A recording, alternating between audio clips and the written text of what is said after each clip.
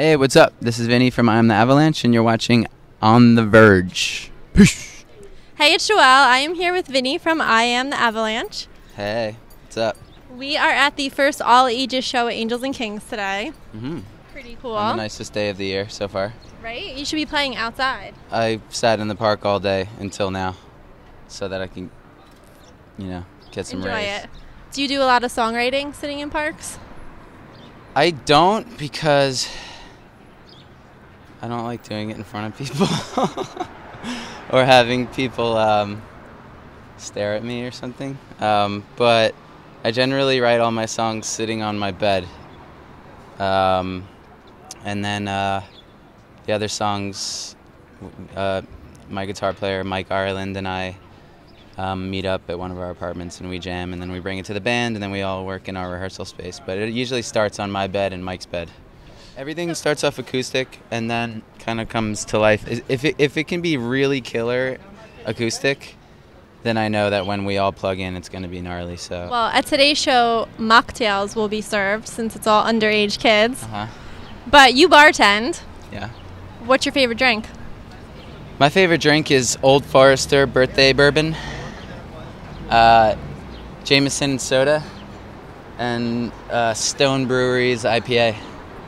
What do you think the best way to get tips is? Well, if someone's not tipping properly, you go, dude, fucking tip. And then they go, oh, fuck. Especially if you say it in front of a girl that they're with. Be like, you gonna tip me this time? And they get embarrassed and then they over-tip you. Or you just be a really good bartender and be really nice to people. That always works. So I read on your Twitter, 3 tattoos in one day. That's pretty crazy. Yeah, like we all work in bars and stuff, and I keep very busy playing solo shows as well while the band's not on tour. So when we do that, I have a lot of free time, especially during the day. There's 3 or 4 nights a week where I have things to do. Otherwise, I'm pretty solid, which is cool. I kind of want my life to continue that way, where if I'm not on tour, I can just live in New York and be a New Yorker.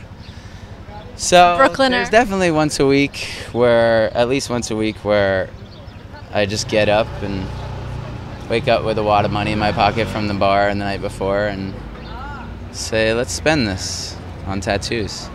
So that was that, yeah. So where were they? Were they big or little ones? I think I got this guy. Okay. Which is a New York Mets. He's a skull with a Mets hat tilted up with a sword through his face. 86 Mets in his eyeball. Looks painful. Some tacos in a mailbox. Long story. And I got that beer mug that day too. So he banged out this, and this. Oh yeah, and I got my friend's initials tattooed in my fingers because he said I wouldn't do it. So I took him up on that dare. So I could just dare you to get a tattoo of anything and you might do it? It depends if it's super righteous. All right, I'll think of something and come back to you, and then we'll go film you getting that Gotta tattoo. be super righteous or super fun and funny. Right. Fun or funny. What about a tiger? I don't have a tiger. If I got a tiger, it would have to be doing something weird. Like its head would have to be severed. And What if it was eating the sheep on your leg? I guess the tiger could do that. I mean, well, this is a dual band tattoo. This is Minor Threat. Okay. This is a Minor Threat reference, and he's thinking about Black Flag, which is another band. So I figured I'd do 2 bands in one. Well, we don't want to kill I suppose a tiger could be eating that. But yeah, if I got a tiger, it would have to be something weird happening with the tiger. Like it would have to have like human legs, or its head would have to be cut off, and there'd have to be like green ooze. I'm not a coming fan out. of that. It would have to be something weird. I can't just get a tiger. It would have to be like a tiger, like accountant or something, and he would have to have like a calculator. It would have to be some spin on it. Well, she said, you're so fucking irresistible.